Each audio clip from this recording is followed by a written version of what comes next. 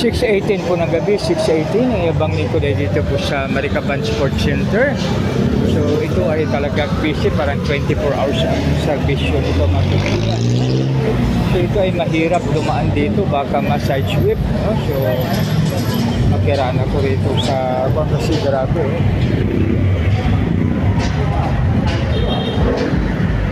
Makiraan po.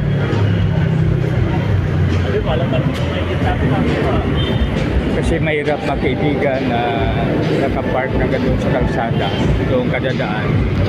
Mahirap. Kaya dapat maghanap po ng maganda.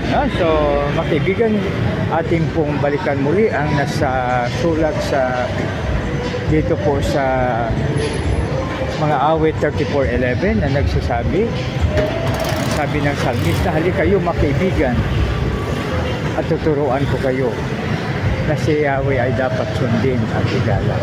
Napakagandang paalala. So dito po mga kaibigan, pag i-share po natin ito, malaking pakinabang po sa nakabasa.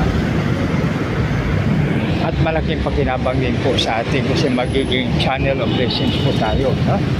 Magiging channel of blessings po tayo sa mga nakabasa o nakarinig nito mga kaibigan. Yun po ang advantage doon. So yan po mga kaibigan, nakasulat sa mga awit 34:11, hali kayo mga kaibigan at tuturuan ko kayo na si Yahweh ay dapat sundin at dapat igalang. Napakaganda at napaka-the best na ating i-share, ating po siyang i-search, i-copy paste at saka i-send sa ating mga kaibigan. Pag yan po ang ating i-send, magiging channel of blessings tayo. Sa Tagalog, tayo ay magiging alulod ng pagpapala. Isang magandang gabi sa bawat isa.